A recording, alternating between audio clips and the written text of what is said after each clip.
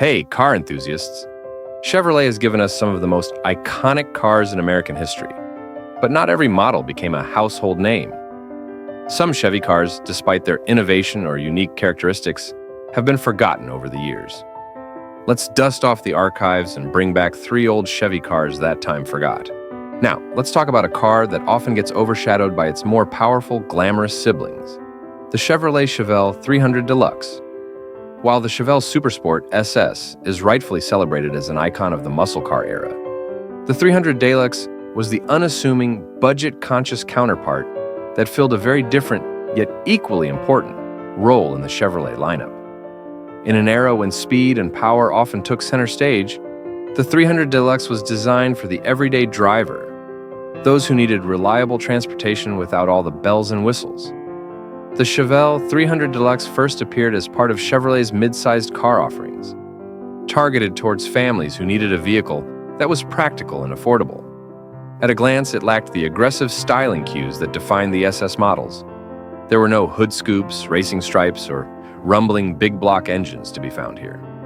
Instead, the 300 Deluxe was understated in its design, with a focus on functionality rather than flair. Its clean, modest lines were a reflection of its purpose: to offer dependable transportation at a reasonable price. In a time when many buyers were looking for power and performance, the 300 Deluxe carved out its niche as a no-nonsense, affordable option. Under the hood, the Chevelle 300 Deluxe offered modest engine options compared to its muscle-bound siblings. You wouldn't find the roaring V8s that made the SS models famous, but the inline-6 and small-block V8 engines that were available in the 300 Deluxe provided adequate power for daily driving. It was never meant to be a street racer or a drag strip hero. Instead, it was designed to get families from point A to point B with as little fuss as possible. And in that sense, it succeeded admirably. Despite its relative simplicity, the Chevelle 300 Deluxe played an essential role in Chevrolet's success during the 1960s. It catered to a segment of the market that was often overlooked by the muscle car craze, buyers who needed practicality and affordability.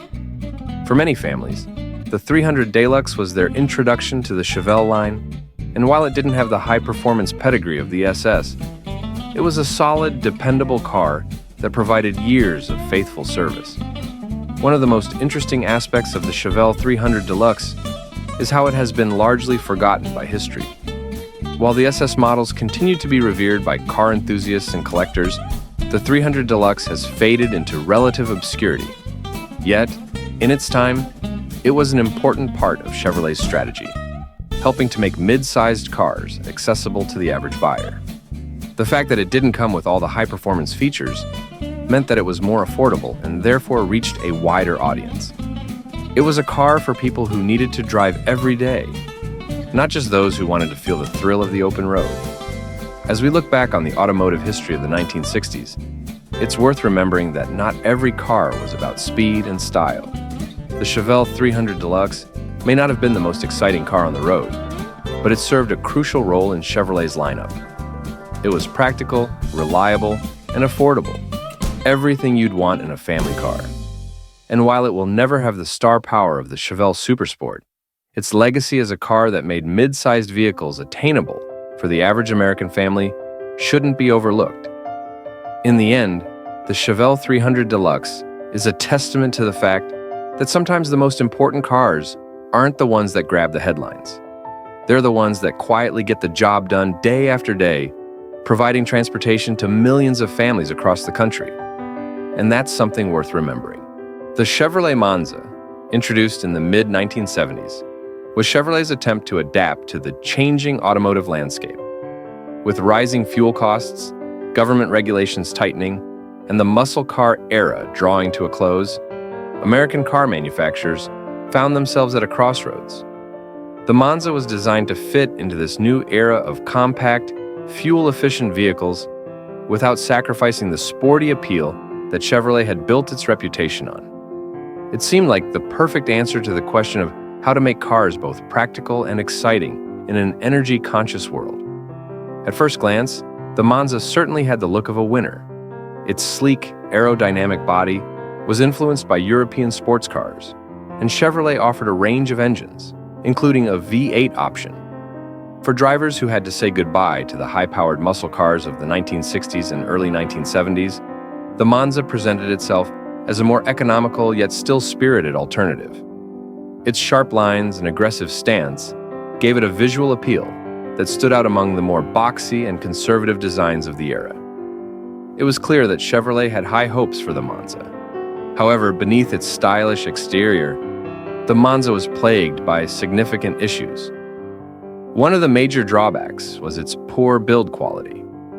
Like many American cars of the 1970s, the Monza suffered from reliability problems that quickly became apparent to owners. Everything from rust issues to mechanical breakdowns frustrated drivers, undermining the car's potential to be a standout in the compact market. The quality control problems made it clear that Chevrolet, like many other manufacturers at the time, was struggling to meet the new demands for fuel-efficient, emission-friendly cars without sacrificing craftsmanship. On top of its mechanical woes, the Monza also suffered from a cramped and uncomfortable interior. Though its sporty design suggested a car that would be fun to drive, the reality was that passengers often felt squeezed into tight spaces, and the driving experience wasn't as thrilling as its looks promised. The car's interior didn't match up to its sleek exterior, leading to disappointment for buyers who expected more refinement and comfort. The Monza faced intense competition as well. The 1970s saw the rise of Japanese automakers like Toyota and Honda, whose small cars quickly gained a reputation for reliability, efficiency, and affordability. At the same time, American rivals like Ford were offering their own alternatives in the compact market. With so many options available, the Monza found it difficult to carve out a niche for itself. While it had the design chops to stand out visually, its shortcomings in build quality, performance, and comfort meant that it struggled to keep pace with competitors. By the time the 1980s rolled around, the Chevrolet Monza had largely faded into obscurity. Its production ceased in 1980, and it became one of those cars that quietly disappeared from the roads and from public memory. Despite its initial promise, the Monza never lived up to its potential, and today it is remembered more for what it could have been rather than what it actually was. In many ways, the story of the Chevrolet Monza reflects the broader challenges faced by American car manufacturers during the 1970s. The era was marked by a struggle to adapt to new realities, fuel efficiency, emission standards, and changing consumer preferences. While the Monza looked like it had the potential to help Chevrolet navigate these turbulent times, it ultimately became a casualty of the difficulties of the era. For a brief moment, the Monza represented hope for the future, a compact car that could combine style, performance, and practicality. But as the years went on, it became clear that good looks alone weren't enough to sustain it in a competitive market. In the end, the Monza serves as a reminder that in the automotive world, potential is never enough without quality, performance, and reliability to back it up. The Chevrolet Corsica, introduced in the late 1980s, was designed with one clear purpose in mind: practicality. At a time when American car manufacturers were striving to regain their footing after a tumultuous decade, the Corsica emerged as Chevrolet's reliable, no-frills midsize sedan, aimed at the everyday driver who cared more about affordability and dependability than style or performance. But while it achieved notable commercial success during its production years, its legacy is far less celebrated. At its core, the Chevrolet Corsica represented the pragmatic approach that dominated the American auto industry during the late 1980s and early 1990s. Consumers were looking for cars that could handle daily commuting, family duties, and occasional long drives without breaking the bank. Flashy designs and performance features were nice to have, but for many, cost-effective transportation that offered reliability, decent fuel efficiency, and low maintenance costs took precedence. In this context, the Corsica fit the bill perfectly. The sedan came with modest styling that reflected its utilitarian nature. Unlike some of its competitors, it didn't have bold lines or attention-grabbing features. The Corsica's exterior design was simple and somewhat boxy, with nothing particularly memorable about its silhouette. Its styling choices mirrored its overall approach: solid but not striking, functional but far from fun. This design worked for families, car rental agencies, and businesses looking for fleet vehicles. But it also meant that the Corsica failed to stand out in an increasingly competitive market. Under the hood, the Corsica was equipped with engines that were designed to prioritize fuel efficiency and reliability over power.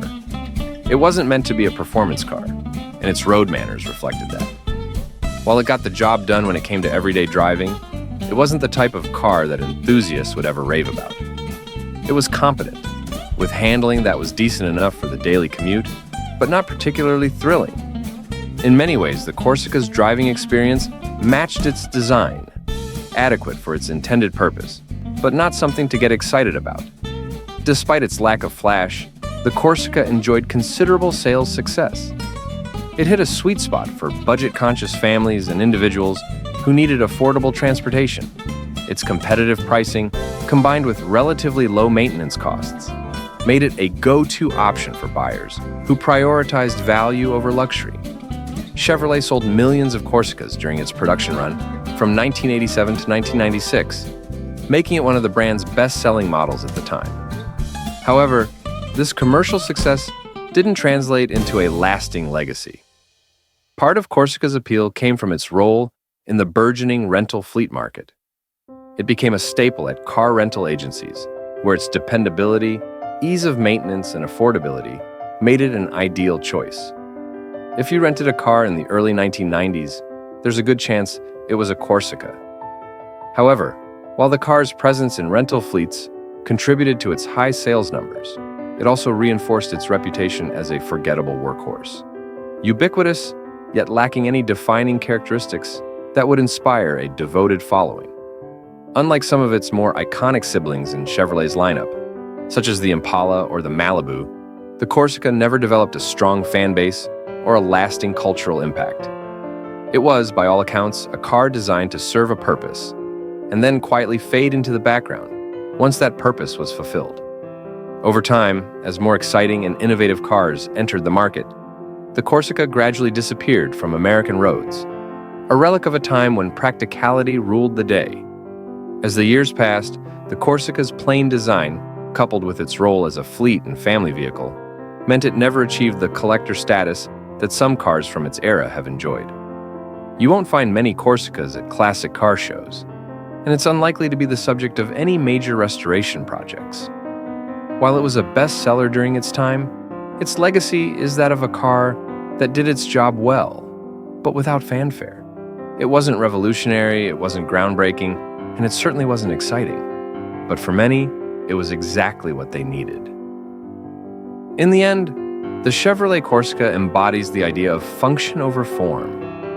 It may never have captured the hearts of car enthusiasts, but it provided a reliable means of transportation for countless people during its production years. Its story is a reminder that not every car needs to be flashy or fast to leave its mark, even if that mark is a quiet one, easily overlooked in the grand history of automotive design. The Corsica was a car for its time, and while it has long since been forgotten, it served its purpose well. And there you have it, 3 forgotten Chevy cars that might not have been the stars of their era, but were once a part of Chevy's vast lineup. Which one surprised you the most? Let us know in the comments, and don't forget to hit that subscribe button for more car history and forgotten models.